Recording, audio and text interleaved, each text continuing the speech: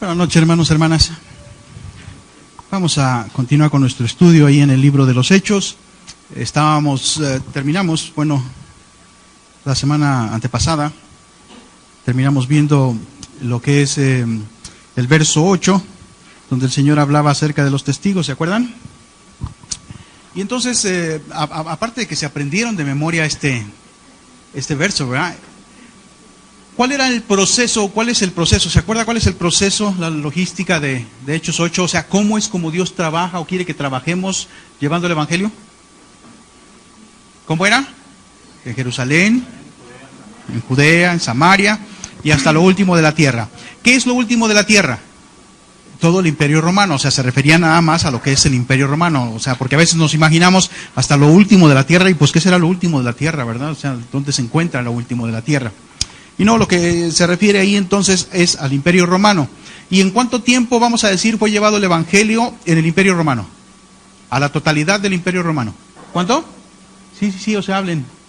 En el año 70, sí, pero se llevó el Evangelio en 100 años, fíjense, a todo el imperio, a todo lo que es el Imperio Romano. Y de hecho, el libro de los Hechos, fíjense, está redactado en esa forma, como Dios dijo que debía ser llevado el Evangelio. Por ejemplo, del capítulo 1 al capítulo 7, sí vemos cómo el Evangelio es llevado en Jerusalén, ¿sí? Judea. En el 8 al 12, vemos que fue llevado hasta Samaria, ¿sí se acuerdan? Por Felipe. Luego vemos que del capítulo 13, al capítulo 28, que es donde termina Lucas de escribir, pues abarca ya entonces hasta cuando Pablo llega precisamente a Roma. Y por eso el libro de los Hechos termina con Pablo prisionero, pero prisionero él, mas no prisionero el mensaje, porque le dieron tanta libertad a Pablo que Pablo podía recibir visitas, ¿verdad? Podía predicar el Evangelio sin ningún problema. Entonces, ahí es donde termina el libro de los Hechos. ¿Y cómo dijimos que lo debíamos aplicar nosotros a nuestra vida, este mismo proceso? Comenzando a llevar el Evangelio, ¿en dónde? En nuestra familia, ¿sí? Después en los vecinos, el trabajo, la escuela, ¿sí? Y entonces podemos pensar en llevar el Evangelio más lejos. Y fíjese, precisamente hace muchos años, cuando comenzábamos en la vida, y digo comenzábamos porque éramos un grupo de en aquel tiempo, pues jóvenes, ¿sí? Aunque usted lo dude, alguna vez yo fui joven, y comenzamos, yo por ejemplo, comencé llevando el Evangelio a mi familia, porque era lo que a mí me importaba, primero mi familia, pero luego después lo llevé a la cuadra donde yo vivo, ¿sí? Lo llevé a la cuadra donde yo vivo, y luego lo llevé a toda la colonia, o sea, y no solo, sino con otros hermanos, que algunos de nosotros, de esos hermanos son pastores ya, están liderando en alguna otra iglesia, pero sí teníamos, vamos a decir, el objetivo que debíamos de cumplir, ir llevándolo en círculos concéntricos, y así debe ser, mi hermano, porque hay veces que andamos predicando el Evangelio, pues no sé, imaginemos que todos vivimos allá por el lado de Plaza del Sol, y no hemos hablado nada de aquel lado del Evangelio, pero ya lo estamos llevando acá por la colonia Oblatos y cosas por el estilo. Seamos congruentes, es el plan de Dios, hermanos, ¿sí? Entonces, así es como nosotros debemos de llevar al Evangelio. Ahora, eso nos habló hasta el versículo número 8. Ahora vengan conmigo, por favor, al verso 15. Vamos a leer del verso 15, me sigue con la vista. Dice, en aquellos días, Pedro se levantó en medio de los hermanos, y los reunidos eran como 120 en número, y dijo, varones hermanos, era necesario que se cumpliese la escritura en que el Espíritu Santo habló antes por boca de David acerca de Judas, que fue guía de los que prendieron a Jesús, y era contado con los otros, y tenía parte en este ministerio. Pues, con el salario de su iniquidad, adquirió un campo, y cayendo de cabeza se reventó por la mitad, y todas sus entrañas se derramaron. Y fue notorio a todos los habitantes de Jerusalén, de tal manera que aquel campo se llama en su propia lengua Aceldama, que quiere decir campo de sangre, porque está escrito en el libro de los Salmos, sea hecha desierta tu habitación y no haya quien more en ella, y tome otro tu oficio. Es necesario, pues, que de estos hombres que han estado junto con nosotros todo el tiempo que el Señor Jesús entraba y salía entre nosotros, comenzando desde el bautismo de Juan hasta el día que de entre nosotros fue recibido arriba, uno se ha hecho testigo con nosotros de su resurrección. Y señalaron a dos, a José, llamado Barsabás, que tenía por sobrenombre Justo, y a Matías. Y orando dijeron: Tú, Señor, que conoces el corazón de todos, muestra cuál de estos dos has escogido para que tome la parte de este ministerio y apostolado. Dice, de que cayó Judas por transgresión para irse a su propio lugar. Y les echaron suerte, y la suerte cayó sobre Matías, y fue contado con los 11 apóstoles. Fíjense, aquí esta parte de la escritura, todo esto que está narrándonos Lucas, tiene que ver con que estaba incompleto el grupo de los 12. Recuerde que el Señor llamó 12, no llamó 7 y luego otro y luego ya completó los 12, sino que desde que el Señor llamó a quienes habían de estar cerca de Él, los llamó al mismo tiempo, o sea, oró por ellos toda una noche y luego los nombró.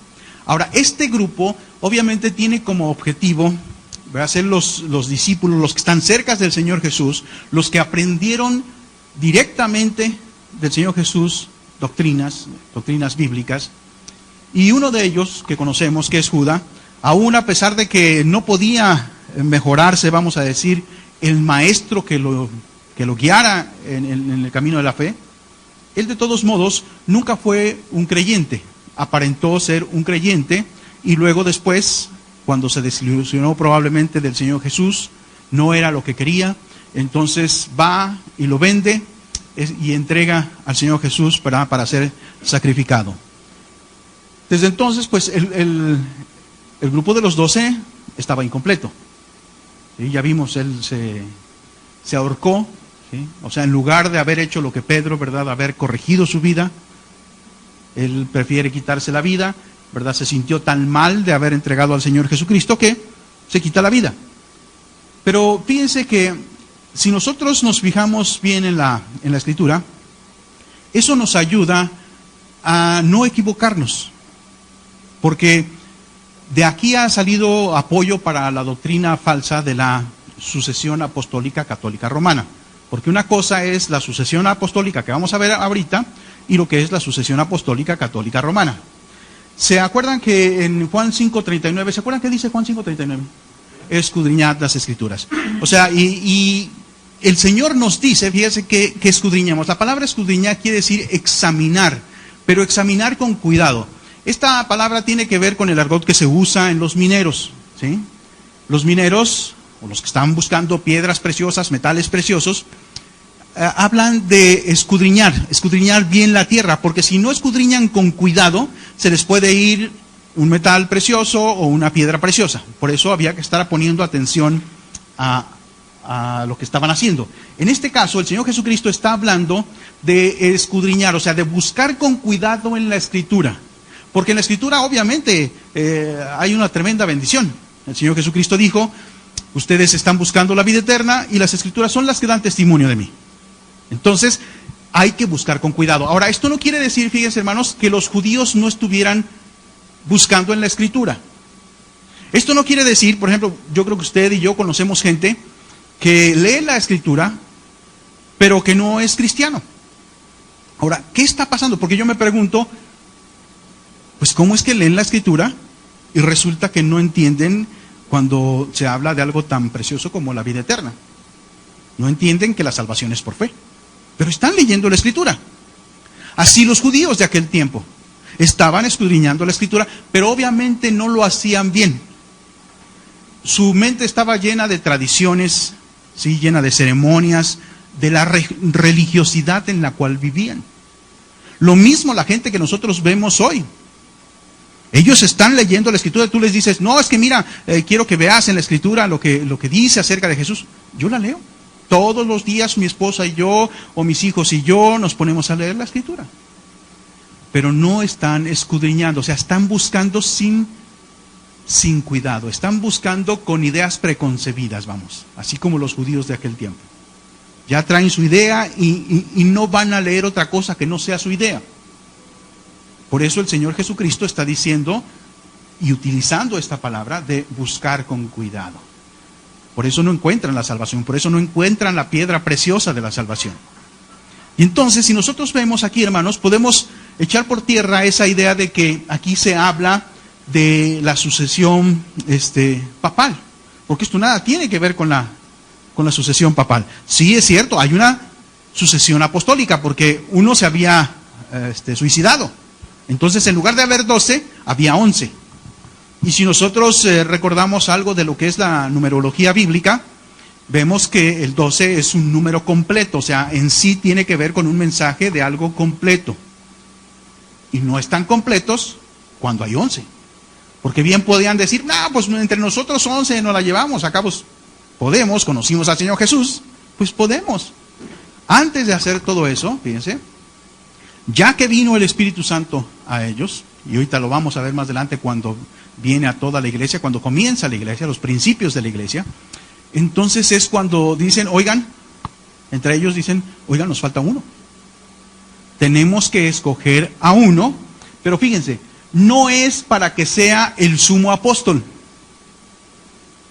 No es para establecer una sucesión apostólica a futuro, sino simple y sencillamente lo que los apóstoles están haciendo es hacer una sucesión apostólica para completar el número de los 12, porque el 12 es un número que habla de algo completo.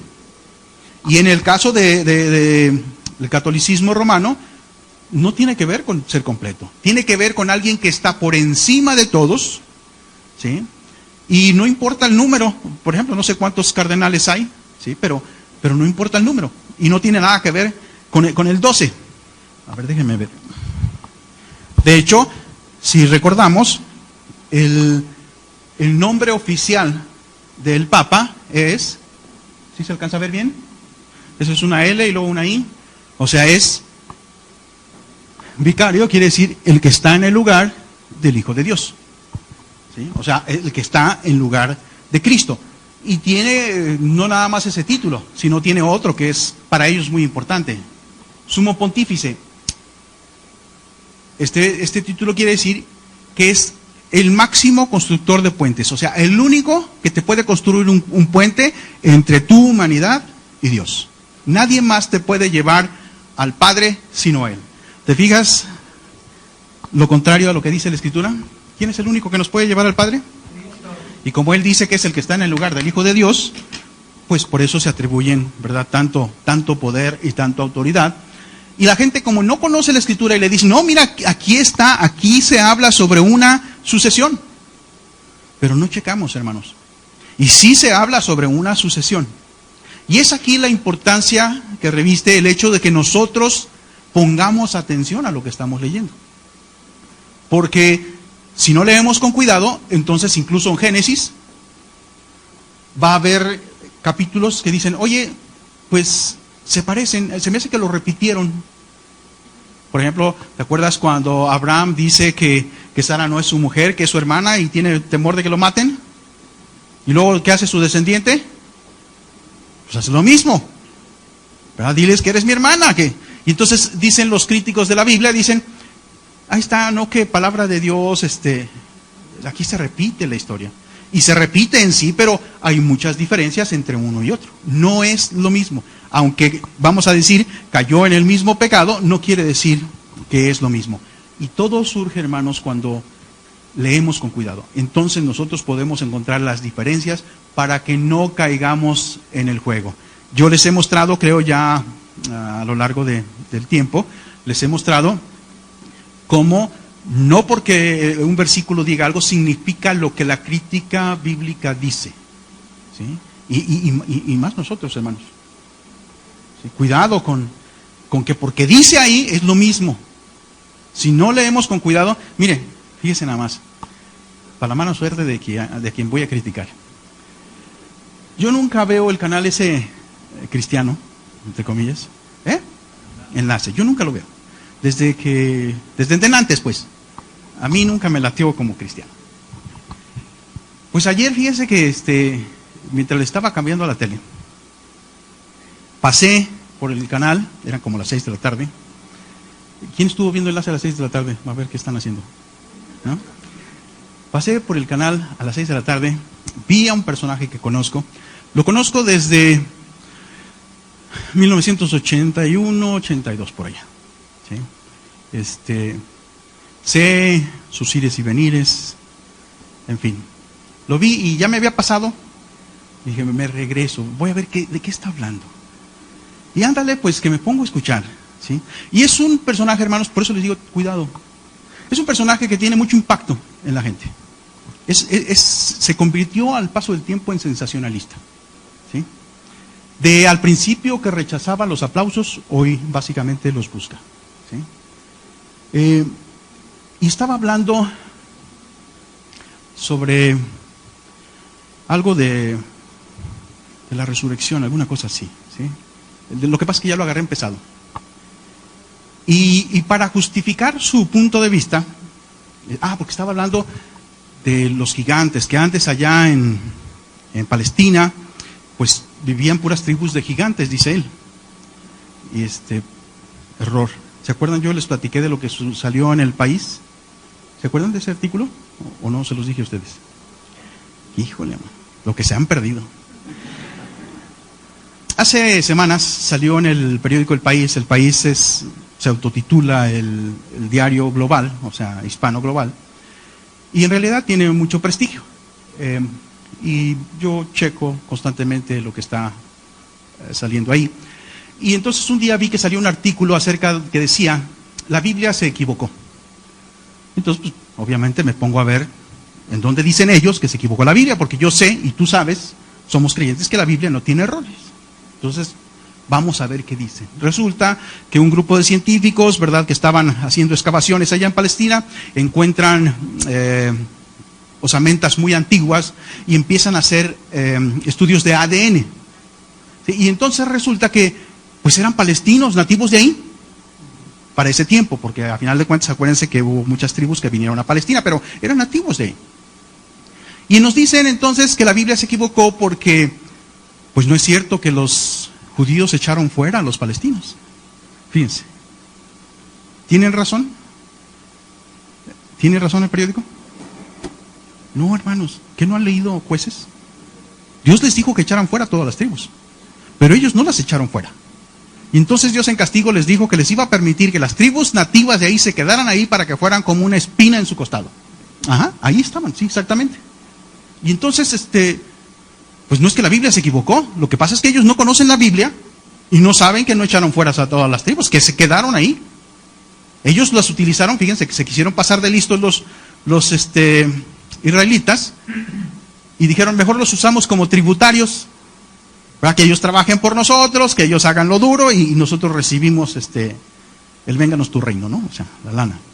Y entonces, pero como ellos no conocen Biblia, pues ellos pueden decir lo que quieran. El problema es que muchos cristianos que leyeron ese artículo pudieron haberlo creído y decir, ay, la Biblia se equivocó, sí es cierto. Y todo por estar en ignorancia. Así que abusados, mis queridos hermanos y hermanas. Ahora, ¿por qué no es cierto lo que decía este predicador? Porque utilizando ese mismo artículo, ellos descubrieron que eran nativos de Palestina y no dijeron, eran gigantes, porque él decía, es que todos eran tribus de gigantes. No es cierto. Si nosotros fijamos también en la escritura, vemos que hay 2 o 3 tribus que son de gigantes, ¿sí?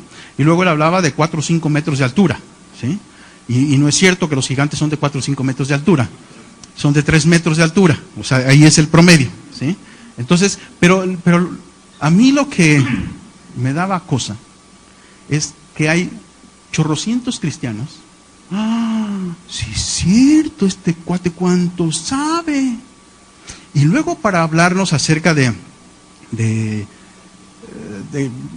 sus ondas, ¿verdad?, de resurrección, utilizó Isaías 26:14 para decir que ellos no iban a resucitar. A ver, chécale, Isaías 26:14, a ver si no me equivoqué. Ok, leen.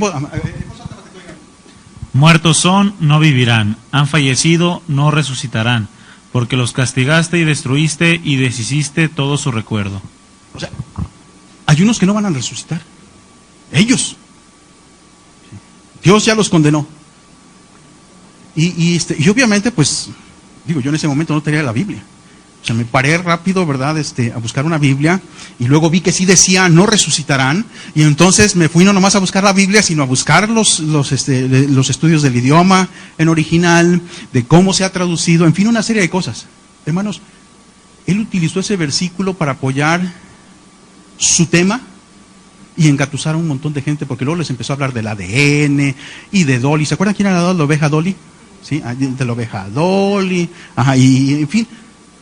Y a todos nos dejó y nos dijo, les voy a probar que la Biblia dice lo que estoy diciendo. Pues me aventé lo demás que sobraba en la predicación y nunca nos probó, porque utilizó este versículo para probar algo que no es cierto. ¿Tienes ahí otras traducciones, hijo? A ver, NTV. Aquellos a quienes servimos antes están muertos y bajo tierra. Sus espíritus difuntos nunca volverán. Sus espíritus difuntos nunca volverán. Tú los atacaste y los destruiste. Dice el otro lado de la escritura, es como agua que se derrama entre los dedos o como agua que cae en la tierra. ¿Perdón? ¿El que yo estoy diciendo ahorita? Está en 2 de Crónica. Bueno, de Isaías es 16:24. 26:14. Ya estoy inventándolo. Rigo anda diciendo que... Ok, ahora fíjense. Léeme, por ejemplo, BTX. Los muertos no vivirán, las sombras no se alzarán, por cuanto tú los juzgaste y los destruiste, e hiciste perecer su memoria. Los que los habían oprimido son como sombras, ¿sí? O sea, y podíamos seguir. Y usted, esto que le estoy diciendo, no me lo crea, estúdielo, chéquelo, ¿sí? O sea, para que usted vea, ¿qué es lo que hizo toda aquella gente que lo está oyendo? ¡Wow! Él sí sabe. Todos los demás están equivocados.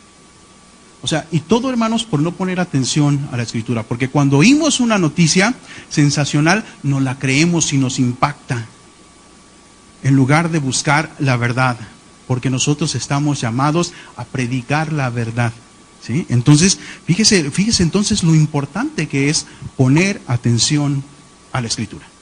Y no es la primera vez que desvaría este hombre, sino varias veces, pero bueno. La cuestión es, entonces fue una sucesión apostólica única, no se ha registrado ni se registró jamás ninguna otra sucesión. Los apóstoles, conforme fueron muriendo, ninguno de ellos dijo o dejó por escrito que se debía de buscar otro sucesor para que ocupara su lugar.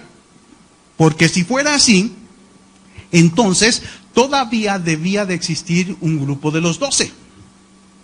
Y nosotros sabemos que todos aquellos que se llaman apóstoles, ¿sí?, que muchos de ellos están en la tele, ¿sí?, pues son más de 12. ¿Verdad? Ellos a lo mejor deben de estarse peleando por ser nada más 12, vaya usted a saber. Pero la cuestión es, toda la gente que se lo cree por ignorancia. Esto es lo que hay. Por eso nosotros debemos de fijarnos. Ahora, la misma Escritura nos dice quiénes son apóstoles o quiénes eran candidatos a ser apóstoles. Porque si te fijas aquí desde que lo que leímos, Pedro dijo que es necesario que otro ocupara el lugar de Judas, pero que sea testigo de Cristo Jesús, dice desde el bautismo, ¿sí?, de Juan, hasta su resurrección. O sea, debía de ser alguien que hubiera estado 3 años y medio con Cristo Jesús. Y hermanos, ninguno de los apóstoles de hoy, ni el apóstol romano, estuvo con Cristo Jesús. O sea, ya desde ese momento está descalificado que haya cualquier otro apóstol. Descalificado de la Escritura. ¿Por qué? Porque no anduvo con Cristo Jesús. Ahorita voy a tocar el punto de Pablo. Pero antes, hermanos, quiero que por favor vayamos con la Escritura a Primera de Corintios, primera carta a los Corintios, capítulo número 9. Dice, aquí vamos a ver cuáles son las condiciones que se deben dar para ser apóstol, ¿ok? Salud. ¿Ya lo tiene? Dice el 9:1, dice, está hablando Pablo y dice, no soy apóstol, no soy libre, no he visto a Jesús el Señor nuestro, no sois vosotros mi obra en el Señor. O sea, aquí Pablo está diciendo que él es un apóstol porque vio al Señor Jesucristo, ¿ok? Y nosotros sabemos cómo es que él vio al Señor Jesucristo. De hecho, a Pablo nadie le dio clases, vamos a decir, los primeros pasos en la vida cristiana, ¿verdad? Luego le dio bibliología y así, ¿no? Pablo nos dice que todo lo que sabía él de Cristo Jesús, todo lo que sabía de la doctrina cristiana, se la había enseñado precisamente el Señor Jesús. Así como se las enseñó a los otros los apóstoles a lo largo de 3 años y medio. ¿Sí? Entonces, la primera, vamos a decir, característica para ser apóstol es haber visto al Señor Jesús. Luego, vamos por favor ahí en 2 de Corintios, al capítulo número 12. 12, ajá. 2 de Corintios 12. Sí, sigue hablando a Pablo para que veamos quién es un apóstol, ¿ok? Ya lo tienen en el capítulo 12 de 2 de Corintios. Dice el verso 11. Me he hecho un necio al gloriarme, vosotros me obligasteis a ello. Pues yo debía ser alabado por vosotros, porque en nada he sido menos que aquellos grandes apóstoles, aunque nada soy. Con todo, fíjense, las señales de apóstol, o sea, hay señales de un apóstol. No nomás haber dicho que se me apareció el Señor Jesús, y no nomás haber dicho que el Señor Jesús le dio la doctrina a él, sino que dice ahí, las señales de apóstol han sido hechas entre vosotros en toda paciencia. ¿Por qué? Señales, prodigios y milagros. O sea, un apóstol, entonces no nada más tenía que haber visto y oído las enseñanzas directamente del Señor Jesús, sino que tenía que haber hecho señales, prodigios, milagros. ¿Sí? Y no es como uno de los apóstoles que sale por ahí en la tele, que es muy famoso y rico, que un día le dijeron sobre esto, y dice, no, es que yo también he resucitado gente. Bueno, díganos a quién para poder constatar que lo que usted dice es cierto. No, pues mira, lo que pasa es que yo resucité, una vez andaba en campaña allá en África, y pues ya ves, dice, allá en África, pues donde quiera se ponen las carpas, y entonces allá alguien se murió, yo lo resucité. ¿Pero en dónde y con quién? Pues para poder comprobar. No, pues ve tú a saber, no sé.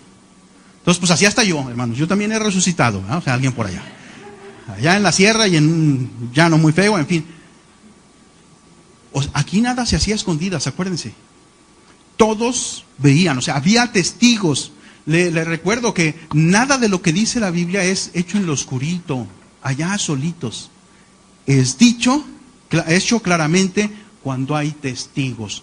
Porque si no hubiera testigos, hermano, pues mira, ¿qué autoridad podía tener Pablo para enseñar? Ninguna.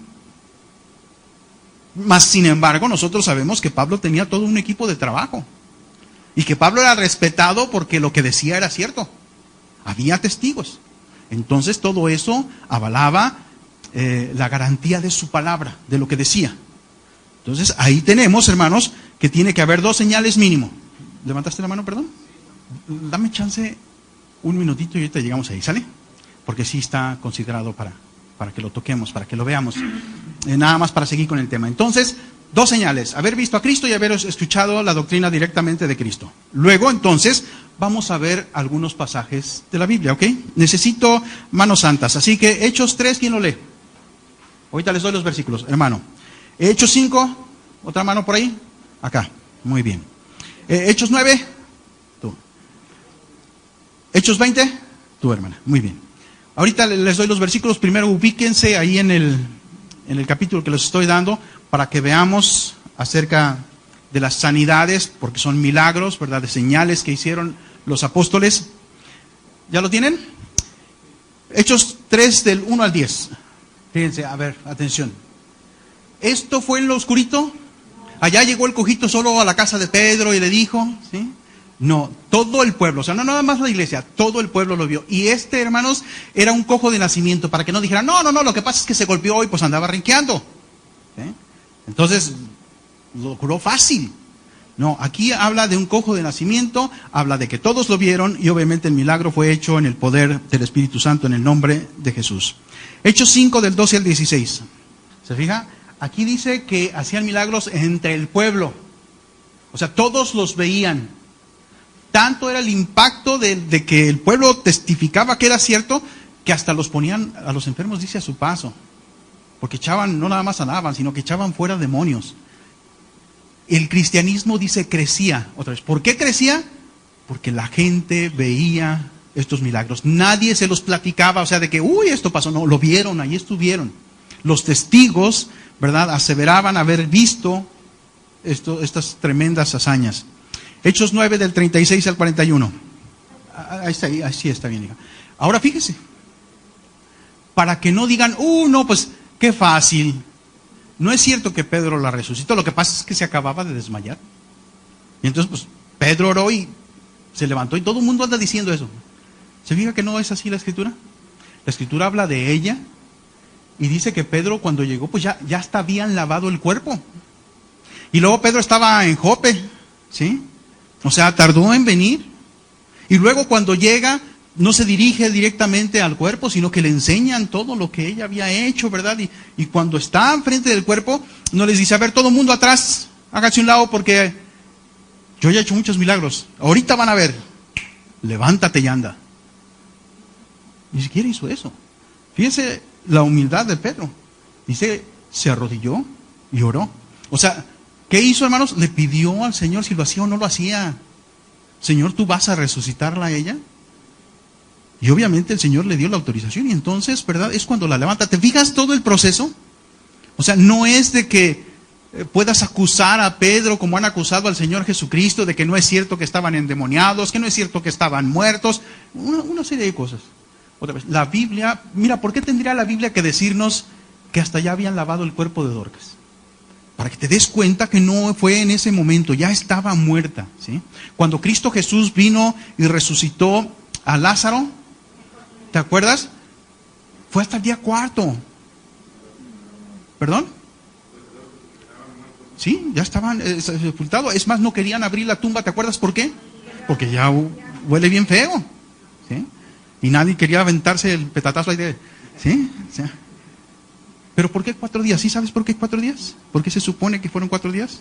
Ajá, alrededor. ¿Sí? O sea, había una tradición. O sea, no quiero decir que esto es cierto.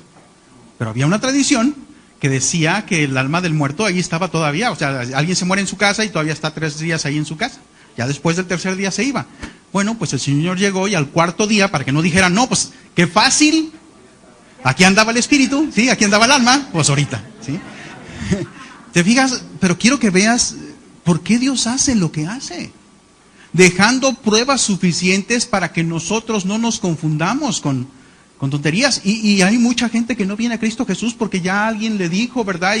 Y es una eminencia y dijo que Cristo Jesús, ¿verdad?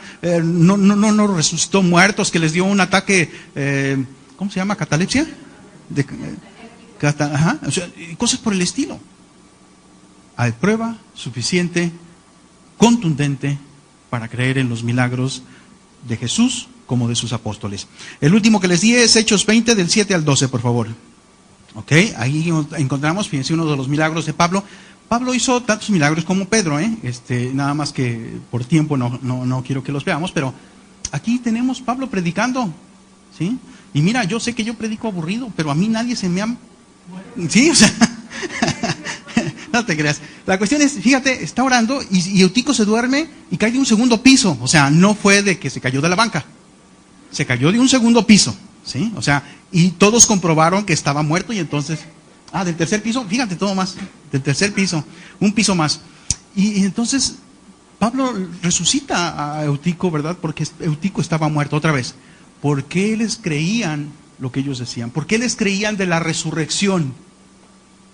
Porque su testimonio iba acompañado con hechos, ¿sí? Entonces, y aquí también, hermano, hermana, fíjate lo importante que es que tú y yo seamos congruentes entre lo que predicamos y lo que hacemos. Porque muchas veces la gente no cree al mensaje del Evangelio porque quienes les están dando testimonio no son lo que dicen ser. Los conocen. Y a mí me han dicho, si yo los conozco, o sea, a mí que no me platiquen. ¿Por qué a veces nuestra familia, hermanos, nuestros seres queridos cercanos, que nosotros queremos que sean salvos, ¿por qué no vienen a Cristo Jesús? Por nuestras incongruencias. Porque si hay un lugar donde tú debes de cuidar más tu testimonio, la congruencia entre tu fe y tus hechos, es en casa. Porque en casa te conocen bien. A ellos no los puedes engañar con que Cristo me cambió, ¿sí? Ahora mi nombre está escrito en el libro de la vida. Cuando te conocen. Yo creo que les he comentado, hermanos, Cuando vine a Cristo Jesús, el que me llevó fue mi hermano más chico, el que sigue de mí, y nos convertimos, pues ya fuimos 2 orando por la salvación de la familia. Pero de que yo me convertí, porque ahí empiezo a contar el tiempo, a que, por ejemplo, mi mamá entregó su vida a Cristo Jesús, pasaron 16 años, 16 años, y todos los días orando por la salvación de mis padres y mis demás hermanos, ¿sí? Y cuando ella vino a Cristo Jesús, yo me hice una pregunta: ¿por qué vino a Cristo Jesús? Y la respuesta fue, pues tremenda, hermano, porque ya para cuando mi mamá vino a Cristo Jesús, éramos mi otro hermano y yo, mi hermana, la que sería de la más, porque fuimos 4 hombres y 4 mujeres. Híjole, ¿no? Y dije, la congruencia. ¿Qué fue lo que mi mamá vio? ¿Por qué empezó a ceder? Porque nos vio congruentes. Antes vivíamos como hermanos, o sea, como perros y gatos, ¿sí? Desde que nosotros nos convertimos, olvídate de vivir como perros y gatos. Olvídate, porque bueno, también vengo de una familia católica practicante, pero acuérdate que a veces los católicos practicantes somos muy folclóricos. Y luego empiezan las borracheras y las malas palabras y los chistes de doble sentido. En 16 años, mi mamá jamás vio que nosotros nos emborracháramos, jamás vio o oyó que contáramos un chiste sucio, jamás vio que nos volvimos a pelear entre nosotros. Y todas esas cosas es las que yo digo, sí, es la oración, pero la oración con el testimonio de vida. Y entonces viene mi papá, y luego vienen otros de mis hermanos, y luego viene mi mamá primero, y luego mi papá, ¿sí? Y fíjate, cuando vino mi papá a Cristo Jesús, mi hermana, de las que tenían poco tiempo de convertirse, es la más chica de la familia, ella una semana antes le había hablado nuevamente de Cristo Jesús, porque esto fue un testimonio de estar, ¿verdad?, sobre eso. Y mi papá, enojado, le gritó: si tú crees que yo un día me voy a convertir a su religión, olvídalo, estás perdiendo tu tiempo. Pero enojado y gritándole. A la semana de eso, como a las 10 pasaditas de la noche, suena el teléfono, lo levanto, o sea, todavía es desde que lo levanto, y bueno, lo primero que oí es: hijo, ven porque necesito que me hables de Cristo. ¡Wow! La gente que conocía a mi papá, escúcheme, la gente que conocía a mi papá, cuando lo vio ya convertido, no se la creían. Este es Rigoberto, o sea, porque se llama igual que yo. Bueno, yo me llamo igual que él. Este es Rigoberto. O sea, había Cristo Jesús hecho un cambio, y lo ha hecho en mi papá. Ahora otra vez, hermanos, ¿qué fue? ¿Qué fue? Porque todavía me falta un hermano y una hermana. Y no son malas gentes, escúcheme, no son malas gentes. Pero ¿qué hizo que mi mamá y luego mi papá abrieron su corazón a Cristo Jesús? Que vieron congruencia, vieron congruencia.